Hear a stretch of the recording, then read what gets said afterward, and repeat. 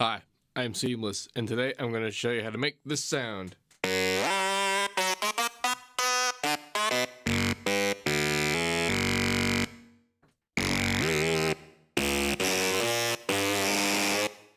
Calling this one Psycho Sax, because it kind of sounds like a sax, but it's also a little psycho.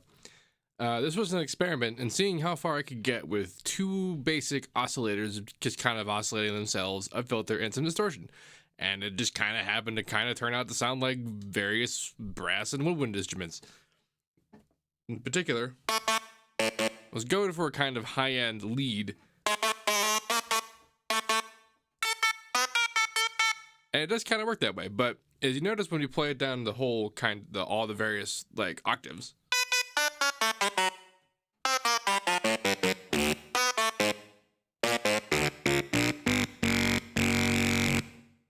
it pretty well matches up. And this, you can see a note tracking thing going on, and it's tracking some stuff, but it's not tracking a lot. And part of the reason why this particular thing works out this way is because what I'm trying to get at is getting this signal to FM itself in a way that affects itself. That's what's getting us the nonlinear response across the spectrum, which is why it sounds like an instrument and not like a chipmunk. I hope that made sense. So let's go over the connections. The main guy, this is a saw wave. It's hard to tell what he is.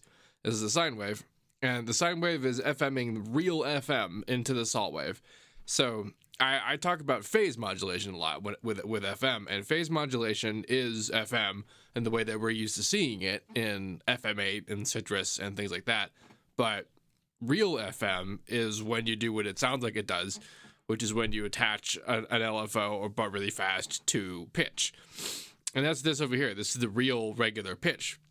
And you can FM it. And as it turns out, the control problem wasn't so much a processing one, although it is a bit heavy. It's about the fact that when you FM something like that, it detunes it. Even if your two oscillators that you're FMing. I'm using a Rolly C board and the parameters are all mapped to those things over there. But the if you FM a thing, like real FM a thing, it gets out of tune. And the way you fix it is not to change the intensity of it, but to change the pitch of your modulator. Well, you have to change the relative pitch between them is what it is. You can change the modulator or you can change the source, but I chose to change the modulator in the case over here.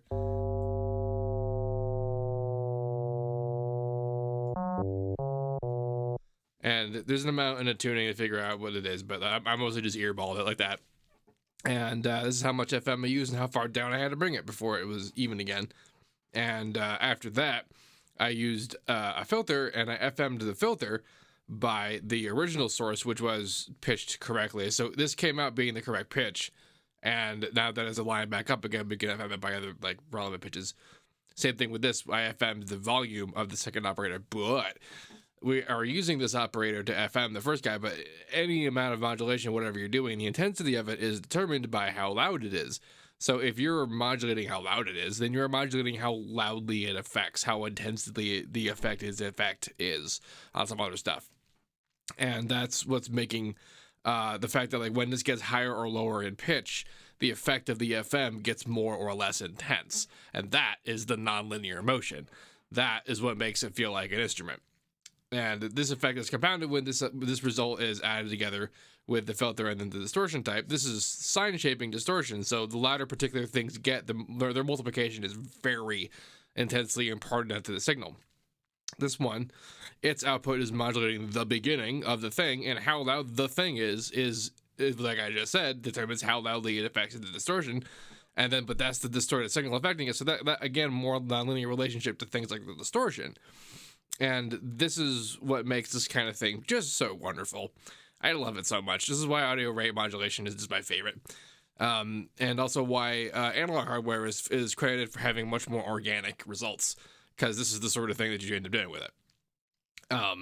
And this, so that all, because like ultimately what I'm doing here is I have a filter and I'm modulating a filter by a saw wave, and that creates a kind of slappy, squippy result that is just squelch.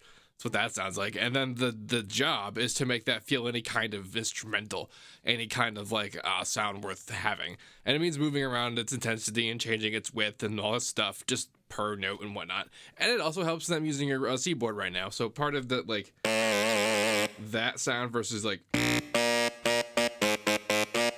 that sound, which is just a regular keyboard I was just pressing, like that is pretty rigid versus stuff like that's just a lot of modulation that's per noted and per like it's well technically it's an expression. I believe that's actually like the technical and the musical term. And pitch is a big one, even those minor changes, and it has to do with that whole nonlinear stuff, because the higher the lower the pitch, the higher the lower the intensity. So that means that like if I roll pitch up, I'm actually rolling some effects up farther than the effect of the pitch roll up is, and we can kind of hear that. And it's not so much phase in terms of harmonics and stuff that we're paying attention to, it's phase of motion, and that comes off as a sort of extra interest if we can even perceive it.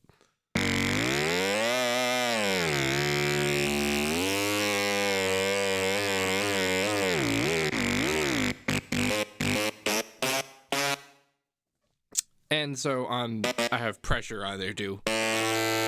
And this is linked to a bunch of stuff, but mostly it's linked to things that kind of push it a little bit, and added together at certain frequencies, it comes across as this kind of screamy result. And that's the psycho part of psycho sax. And all of this is coming together with some unison, but with a very low blend value. And the blend value here, when it's all around, it's just like they're all just voices, they're there. And when it's very low, it's really primarily the first voice or the first two voices if it's an odd, or rather, if it's not an odd voice count. If it's an even voice count, you'll get two voices. Pretty much just like how Serum does it, only without the visual. I have a lot of like poly choices and pitch choices that are entirely to do with the fact that this is connected to a Rolly C-board. It has nothing to do with anything to do with how this sounds. This is just because. Nothing else truly special about out here. This high pass filter is note tracked, which helps for when I want to play a low note and like actually have the low texture to it. But also, because some of those high notes generate some pretty low noise that doesn't need to be there. And you might have heard that low note. And isn't it interesting how easy it is with this sort of interconnection or audio rate nonsense to make things that sound pretty machinery-like? And if you think about it, it's for pretty obvious reasons. It's because actual machinery is not but a collection of interrelated oscillations.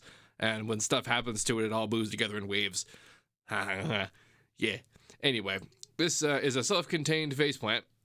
This will be available in the download description of this video. If you have any questions about this, please let me know.